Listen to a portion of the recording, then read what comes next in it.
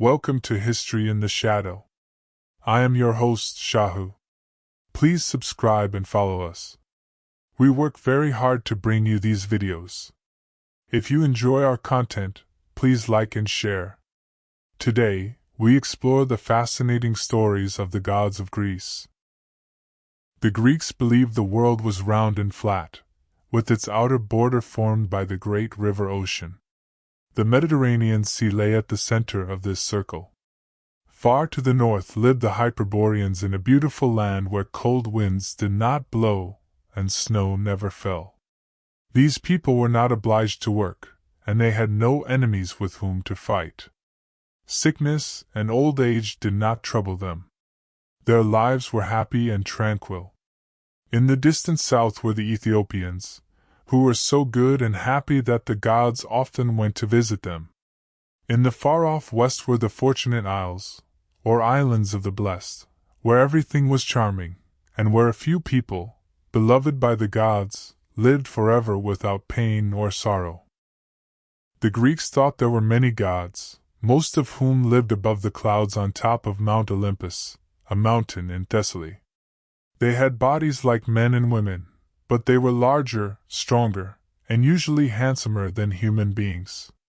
The king of all the gods, and the father of many of them, was called Zeus.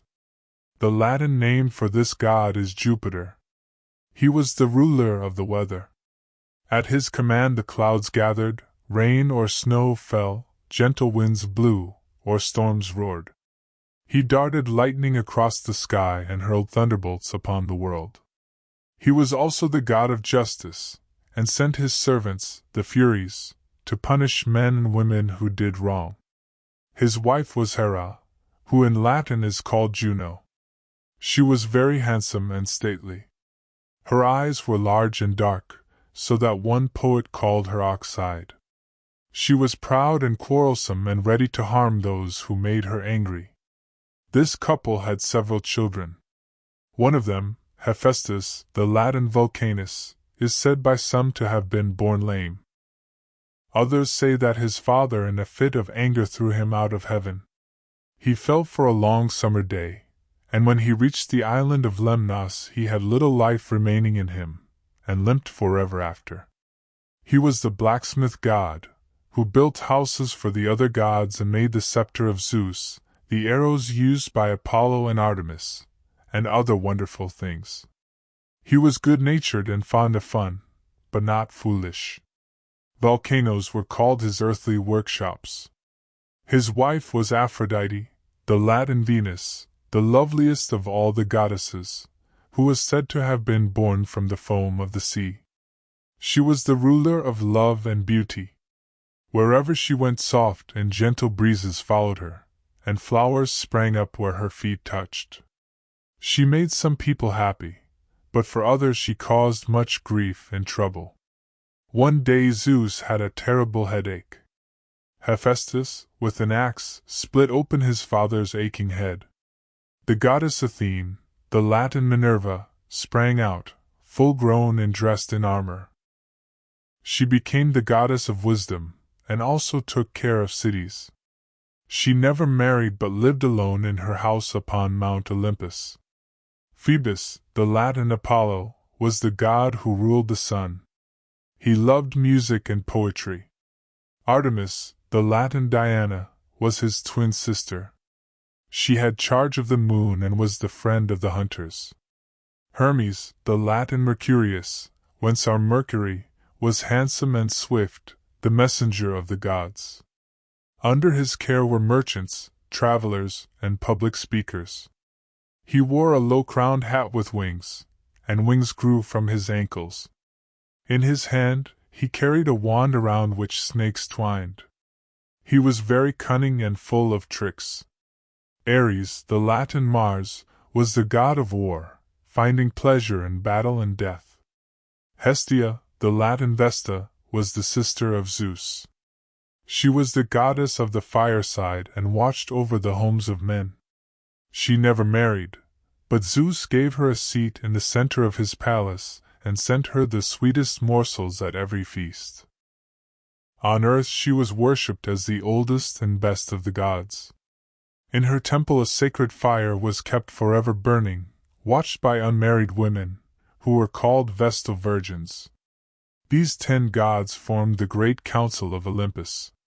They lived in their own houses of brass, built by Hephaestus, but every day they went to the palace of Zeus and feasted on ambrosia and nectar. Hebe, the beautiful daughter of Zeus and Hera, waited upon the table. After her marriage to Heracles, her place was taken by Ganymede, a beautiful Trojan boy, whom Zeus in the form of an eagle carried away to heaven. At the feasts Apollo played on his lyre, and the Muses sang. The Muses were 9 sisters, who lived on Mount Parnassus. They had charge of poetry, history, music, tragedy, comedy, dancing, love songs, hymns, and astronomy. The ruler of the sea was Poseidon, whose Latin name was Neptune. Under the waves he had a shining palace, the work of Hephaestus. Demeter, the Latin Ceres, was goddess of the earth, especially of harvests of grain. Dionysus, or Bacchus, was the god of vineyards and wine, and was particularly adored by the Greeks. Eros, the Latin Cupid, the little god of love, was the son of Venus. Eos was the goddess of the dawn. Iris was the messenger of Hera, and the road by which she traveled from heaven to earth was the rainbow, which vanished when her errand was done. There were 3 Fates, who spun the thread of human life and cut it off at their pleasure. There were 3 Graces, who favored everything beautiful and charming in manners and dress. There were also 3 Furies, who had snakes for hair and were frightful to look at. It was their duty to follow wicked men and women and punish them with dreadful whips. Nemesis, like the Furies, pursued those who had done wrong, particularly those who had insulted the gods. Wherever she went, trouble and sorrow followed. Momus was the god of laughter, Morphus of sleep, and Plutus of riches. Plutus was blind and could not see those to whom he gave his gifts. When he approached men he limped slowly along. When he left them he flew away. All these went and came as they pleased, being sometimes in the sky, sometimes on the earth. They did not always do right, and they often quarreled and fought among themselves. Although they could not be killed, they could be wounded. Then ichor instead of blood flowed from their veins. They took much interest in human affairs. They had their favorites whom they helped, and their enemies whom they tried to harm. The Greeks believed that this earth, on which we live, was once a great heap of matter, in which land and water and air were all mixed together. There was no light or life anywhere except among the gods in heaven. After a while the gods agreed to put this heap into shape and order. They separated the air from the earth and water. The air being lightest flew up, and formed the sky. The earth being heavy sank down, but the water flowed all around it and held it up, so that it should not sink entirely away. Then the gods gave form to the earth. They lifted up the mountains, and that left valleys. They dug paths for the rivers. They set islands in the sea. They made the world look as it now does. They also fashioned the sun and moon and stars, and these gave light. The mountains were soon covered with young trees. Grass and flowers grew on the plains. Fish were in the sea. Birds flew in the air, and animals moved about on the dry land. All these living creatures were made by 2 lower gods called Titans. Their names were Prometheus and Epimetheus. They also created man, nobler than the animals, because he walks upright and looks toward heaven, while the other creatures walk on 4 feet and look downward to the ground. Epimetheus did the work, and Prometheus was the overseer. The animals had different gifts. The ox was very strong, the horse could run fast, the owl was wise, the fox was cunning, the eagle had wings, lions and bears had teeth and claws to fight with, the snake had poison to kill its victims or its enemies. Birds had feathers, and beasts had fur, or wool, or hair, to keep them warm. Even oysters and clams had little houses of shell in which they could shut themselves up tight. But man had no feathers, or fur, or wool, or shell, and not a great deal of hair. When his turn came to receive some special gift, there was nothing for him. Though he was noblest of all creatures, he was really weakest and most helpless of all. The two Titan brothers stood and looked at each other. "What shall we do now?" said Prometheus. "Everything has been given out." "Is nothing left?" said Prometheus. "Nothing at all," answered his brother. They looked all around, but no help came. Then they looked up at the shining sun. "Oh, I know," said Prometheus. "Stay here and wait for me." "Where are you going?" asked his brother. "You will know when I come back," answered Prometheus. Then he went to the highest mountain and climbed to its top. There Athena, the goddess of wisdom, met him and helped him the rest of the way up to the sky. On the mountain top he had broken a branch from a pine tree. This he took with him, and as the sun came driving by in his chariot of fire, Prometheus touched the branch to the burning wheels. The green leaves snapped and crackled in the flame, the pitchy wood took fire. Prometheus hurried back from the sky and ran down the mountain. All the way he took care to keep the branch burning. When he reached Prometheus, he said, "Hurry and get a pile of branches. Here is a fire from heaven. This shall be our one best gift to man. By this he shall conquer all the other creatures and be master of earth, and sea and air." Prometheus ran and gathered branches and piled them in a heap. Prometheus threw his torch among them. The twigs caught fire at once, and soon there was a bright, roaring, cheerful, comfortable blaze. Then the brothers called the man and said, "Come here and be warm," for the night was falling, and the air was growing chilly. The man stretched out his hands toward the fire and laughed. "This is not a plaything," said the Titans. "You must keep it as your servant, and be very careful that you never let it become your master. Use it rightly, and it will make you ruler over everything in the world." So the man was glad, and kept the fire burning. When the winter came, he did not have to travel south, like the birds, or go to sleep in a hollow tree, like the bears. He made a fire in his hut, and was comfortable there. Soon he learned to cook his food instead of eating it raw. He found stones which would melt, and which we call ores: lead ore, tin ore, zinc ore, copper ore, gold ore, silver ore. He melted gold and silver, and with stone hammers pounded out rings and bracelets and earrings, which he wore. He melted copper and zinc together, and made bronze. This he hammered into spearheads, which he fastened on long sticks. Then he could fight the lion and the bear, keeping out of reach of their claws. With these spears he could also catch fish. Afterwards he made bronze hooks for fishing. He learned the use of the bow, and tipped his arrows with bronze. So he could shoot flying birds, or running deer, or crawling snakes. He made bronze bits for horses, and axes for cutting down trees, and plowshares for tilling the ground. Thus he had much better tools of every kind than the stones he used at first. Long afterwards men found out how to melt and shape iron, which was better and more useful than bronze. So the fire from heaven gave men mastery over every animal, and made them rulers of the earth. So far, man lived alone upon the earth. He gathered some animals about him, the horse to ride, the ox for the plow, the dog for friendship. But none of these could talk to him. They had voices and made noises, but they could not speak as he could. He was lonely in his wide and beautiful world.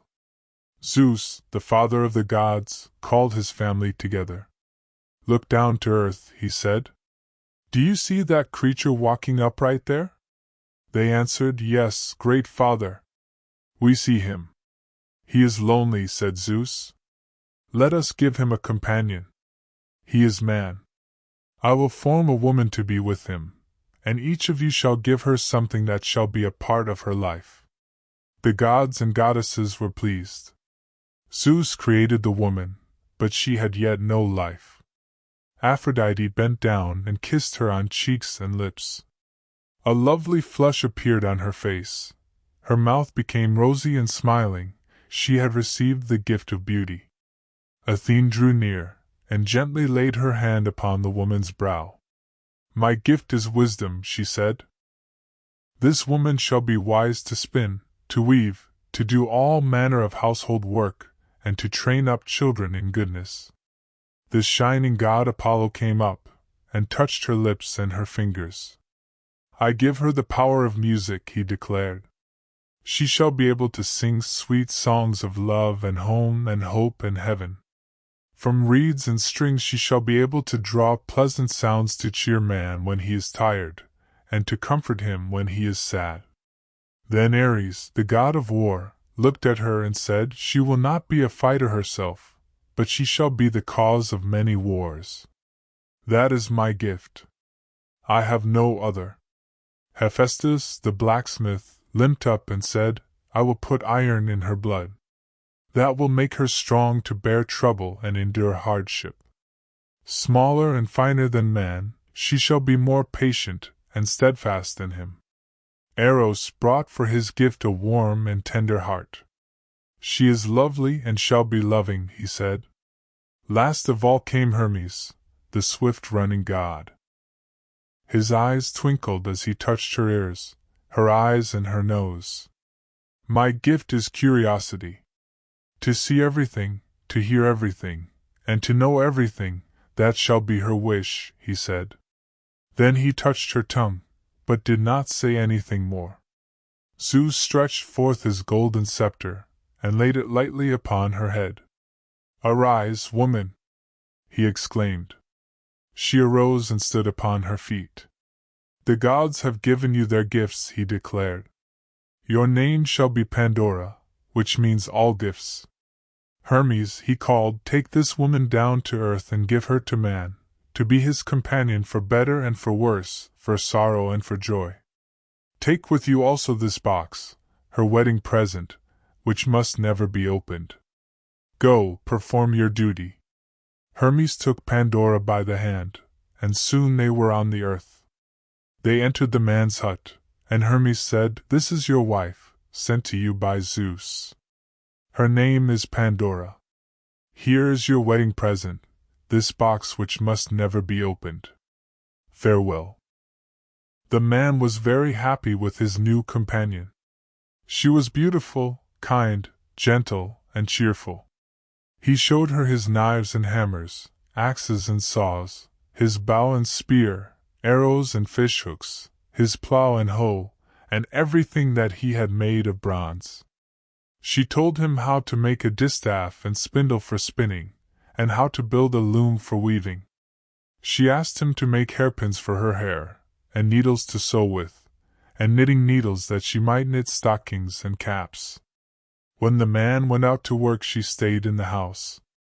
In one corner of the room stood the magic box, her wedding present. If she was spinning or weaving, or sewing or knitting, she was always looking at that. It was of ivory, beautifully carved. She often said, "I do wonder what it holds. It is so handsome outside that the inside must be very lovely." Sometimes she laid down her work and went to the box. She looked at it with her eyes, listened at it with her ears, sniffed at it with her nose. But she could never be sure that there was any sound or any odor. She began to be worried. The gift of Hermes was giving her a great deal of trouble. Often at night she would wake up and say to her husband, "I do wonder what is in the box." He would answer, "It is not to be opened. Go to sleep. I am tired." But she could not rest day or night. Always she wondered what was in that strange box. Why was it given if it must never be opened? At last she could bear it no longer. She lifted the lid just a little. There was a stir and rush in the box, the lid was thrown wide open, and out flew a multitude of things with wings. They seemed like wasps and hornets and stinging insects, but they were worse. They were trouble, sorrow, sickness, distress, pain, anger, envy, hatred, malice, falsehood, everything ugly and dreadful. Pandora clapped down the lid too late. These creatures buzzed in her ears, settled in her hair, filled the hut, and flew out of the window over all the world. Pandora sank down, crying as if her heart would break. Then she heard a knocking in the box, and a little voice saying, "Let me out." She raised the lid, and a charming little creature came out of the box. "Poor Pandora," she said. "My name is Hope. I will stay with you and comfort you. You can never get rid of the trouble you have caused by opening the box, but I was sent to cheer you and to help you bear your trials." That was all the good that Pandora got from the magic box. When everything else was against her, she still had hope. When the people wished to know the will of the gods, they inquired at places called oracles. The most famous of these was at Delphi. There was an opening in the ground, out of which came a strange gas or vapor. Over this place a temple was built, and dedicated to Apollo. A priestess lived there, and when people desired to have their fortune told, she breathed the vapor, and what she said afterwards was thought to be the answer of the god. But it was hard to understand, and the priests had to explain it to the visitors. Usually it could be taken in 2 or 3 ways, so that, whatever happened, the oracle would be right. Once the people of Athens asked what they should do in a time of great danger. The oracle told them to trust in their wooden walls. Some hurried to the ships and escaped, but others trusted in the wooden walls on the Acropolis, the citadel of Athens, and fought bravely there, only to be defeated. This is the way in which the oracle at Delphi was discovered. Some goatherds, feeding their flocks on Mount Parnassus, found that when the animals ate near a certain place they seemed to go crazy, and ran about bleating until they fell down in a fit. The men, looking for the cause of this, found a long, deep crack in the side of the mountain. One of them, bending over and looking down, breathed the vapor which came from the opening. He threw up his arms, ran among his fellow herdsmen with a wild look on his face, and shouted out strange words which no one understood. Then he fell down weak and trembling, and could not rise for some time. His friends were frightened, and since they could not explain the matter, they thought it must be the breath of some god that had driven him wild. It was decided at last that this god must be Apollo. A temple was built, and a priestess, called Pythoness, was appointed. She washed at the fountain of Castalia, put a laurel wreath on her head, and sat on a tripod, or 3-footed chair, near the opening. Visitors asked their questions, and she answered in the name of the god. There was an oracle of Zeus at Dodona. It is said that 2 black doves flew from Egypt into Greece. One alighted on an oak tree in Dodona, and said to the people, "Here shall be the oracle of the mighty Zeus. You who would know the will of the Father of the gods and men, come here and listen. He will speak and you shall learn." The other dove flew to the Libyan oasis, and alighted on the roof of the temple of Jupiter, speaking the same words to the people there. After that, in both these places, the leaves of the trees whispered, and the priest explained what they said. The oracle of Trophonius was in Boeotia. He and his brother were architects, and built a treasure house for a king. They set a stone in one of the walls in such a way that they could move it whenever they liked, and so go in and take the money and jewels without exciting suspicion. The king was astonished to find his treasure disappearing, though all the locks were fast and the seals unbroken. He set a trap in the treasury, and the brother was caught. Trophonius could not get him out, so he cut off his brother's head and took it with him, going out by way of the secret stone. Soon after, the earth opened and swallowed up the master thief, as he had been called. A great drought fell on Boeotia, and the people went to Delphi for help. They were told to consult the oracle of Trophonius at Libadia. No oracle was found there until one man noticed a swarm of bees flying into an opening in the ground. Following them, he heard a voice that told him what he wished to know. Those who visited that oracle had to go down a narrow passage into a cave, and only by night. Coming out, they must walk backward. They were always low-spirited after such a visit, so that when anyone was sad and gloomy, people said, "He must have been to the oracle of Trophonius." The Greek poets say that the first men lived in happiness and innocence for many years. That was the Golden Age. After it came the Silver Age, when men were not quite so happy or so good. The Brazen Age followed, with everything growing worse and worse. Then came the Iron Age, and wickedness and wrong were everywhere. Nobody was happy, love was dead, cruelty, murder, robbery, and war filled the whole world. Zeus, king of heaven, called a meeting of the gods. They went to his palace, and he told them of the wickedness of mankind. The sins of men rise up like a black cloud, he said. There are no songs of praise, only cries of the unhappy. No smoke of sacrifice ascends, but the smell of burning homes comes up and spreads itself through heaven. Men hate one another and do not love the gods. I will destroy this wicked race, and bring a better people upon the earth. At first he thought he would send lightning and burn up all. Then he considered that water might serve him better. He sent out the stormy winds, and the sky grew black with heavy clouds from which rain poured down. He called on his brother Poseidon to unchain the ocean, and soon its waters rolled high over the shores. The rivers rose, the ground rocked with earthquakes. Temples and homes fell, valleys filled with water, beasts and men were swept away. Villages vanished, cities were seen no more. Only the mountains appeared, and on their tops and sides animals and human beings were gathered trembling. The wolf stood by the lamb but did not harm it, the lion crowded close against the deer, and both were alike afraid. Men did not strike each other, they lifted up their hands in prayer to the gods. Thank you for joining us on History in the Shadow. If you enjoyed this episode, please like, subscribe, and follow us for more fascinating stories from history. Until next time, keep exploring the shadows of history with us. This is Shahu, signing off.